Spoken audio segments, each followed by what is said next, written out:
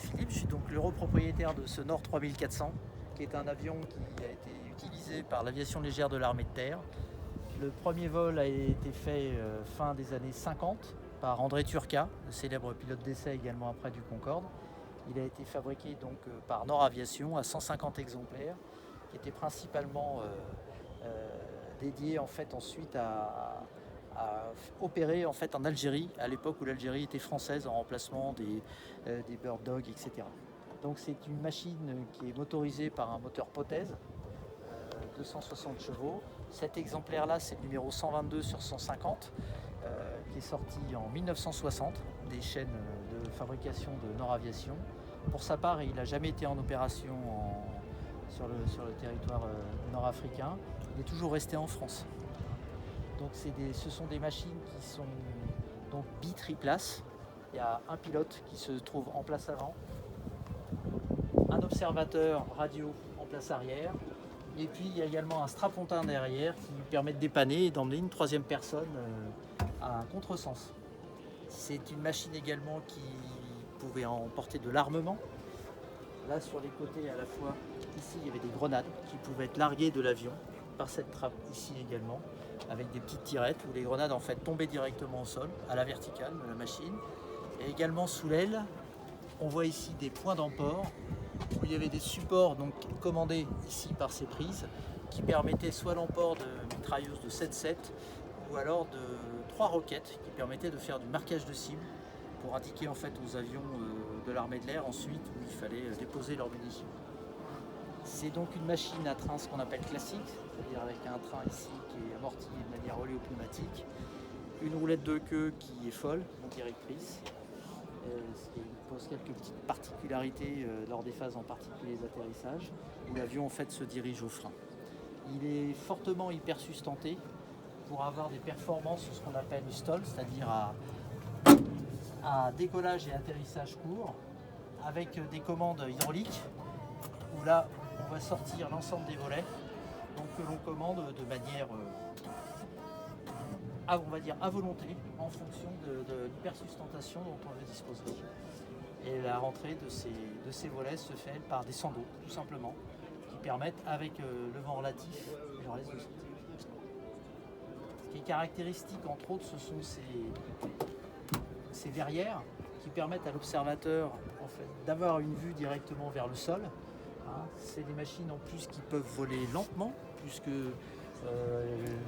l'avion pouvait voler à une vitesse de 110-120 km/h en phase d'observation pour avoir le temps en fait, d'observer tous les détails nécessaires à la mission qui était accomplie à l'époque. Donc on voit qu'il y a énormément de rangements. C'est un appareil qui possédait également un armement léger, des sièges qui étaient donc blindés, 2 réservoirs de 110 litres d'essence, un dans chaque aile, qui sont des réservoirs en plus auto-obturants, c'est-à-dire que quand un projectile les traversait, il y avait une espèce de caoutchouc qui obstruait le trou et qui évitait en plus de perdre du carburant et en plus l'explosion du carburant. La bâche à huile du moteur est également auto-obturante, c'est-à-dire parce que comme c'était des avions qui évoluaient à basse altitude et à basse vitesse, ils étaient très sensibles à tous les projectiles des armes légères. La partie motopropulseur, c'est une hélice tripale. À l'origine, l'avion était équipé d'une hélice bipale de type ratier, mais qui posait quelques problèmes vibratoires, voire avec des pertes de pales d'hélice. Et sur l'ensemble des modèles, elles ont été changées donc, par des hélices américaines tripale Hartzell. On va regarder le compartiment moteur. C'est donc un moteur Potez, un fabricant français de l'époque. Un moteur 4 cylindres. Donc, il est inversé, c'est-à-dire que les cylindres sont en bas, le vilebrequin en haut, ce qui permet en fait d'avoir le dégagement par rapport au sol de l'hélice, d'éviter que l'hélice touche au sol, d'avoir une bonne garde. C'est un moteur qui est compressé, c'est-à-dire que par l'entrée d'air au-dessus, il y a un compresseur mécanique qui va permettre d'injecter en fait plus d'air, donc plus de comburant, et de développer une puissance supérieure à une émission purement atmosphérique. Il était équipé d'un carburateur dit injecteur avec une injection directe dans les 4 cylindres. Et donc en pleine puissance, il développe 260 chevaux. Alors, c'est pas une puissance qui est utilisée en permanence pour les vols classiques, mais tout ce qui est décollage, montée plein gaz, pouvoir se sortir d'une mauvaise situation. On a 260 chevaux de disponibles. Donc le train d'atterrissage dont on parlait tout à l'heure, c'est un avion qui est ovalé. L'envergure est importante, c'est un avion qui fait quand même 13,40 m d'envergure. On voit des petites particularités de ce type d'avion avec des équipements radio assez complets. Ça, c'était des antennes Gonio. La grande antenne qu'on voit donc sur le toit, qui est à l'heure actuelle bien entendu plus utilisée. Derrière l'antenne VHF. On arrive à l'arrière où il y a ici, de ce côté-là, en fait, il y avait une trappe qui permettait d'ouvrir ces portes-là, de retirer le dossier du siège et de faire rentrer une civière à l'intérieur. Civière que ces petites trappes ici, on fixait en fait dans les rails. Et ça permettait aux opérateurs de fixer correctement la civière avec le PC à bord. Donc c'était un avion qui pouvait également faire de l'évacuation sanitaire. Voilà. Là, l'antenne VHF.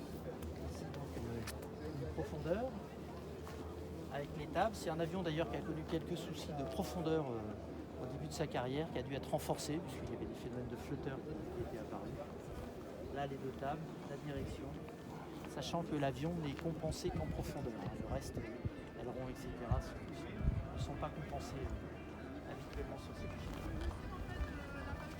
De l'autre côté, on voit donc également les différents coffres qui permettaient les coffres d'accessoires, d'outils, de bâches pour bâcher l'avion, pour mettre ce qu'on appelle les cales.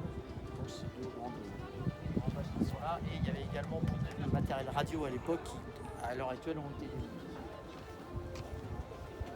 Ce qu'on notera en revenant de ce côté-là, c'est au niveau de la place observateur, il y avait un manche de secours. C'est pas un avion école, mais par contre, il y avait un manche de secours donc dépliable qui permettait au cas où le pilote soit blessé, à l'incapacité de piloter, à l'observateur de pouvoir prendre les commandes et pour le dire gentiment, de se cracher un peu plus gentiment que s'il n'y avait pas eu de pilote à bord. Il y a des manettes de puissance de gaz et en haut on voit un mini tableau de bord avec également un équipement radio de l'époque, une boîte de mélange qui était installée en haut. Les différentes tuyauteries qu'on voit là sont les tuyauteries d'arrivée d'essence, les différents câbles, antennes, radio, électricité, alimentation.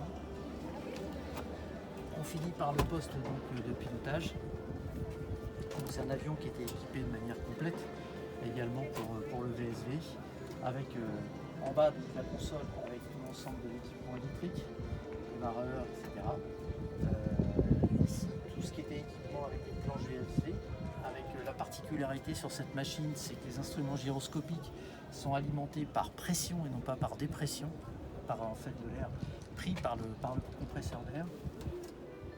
Le contour, les témoins d'huile, ici les réservoirs d'essence, les jauges, enfin tout ce qui sert classiquement à piloter, et là notre radio. Il y avait d'autres équipements radio un peu plus complets, et en particulier sur cette position-là, il y avait ce qu'on appelait l'équipement de l'armement de bord, puisqu'on voit sur la poignée du manche qu'il y avait différents boutons et manettes qui permettaient en fait d'actionner les armements qui étaient présents au niveau de l'avion, sous ces ailes.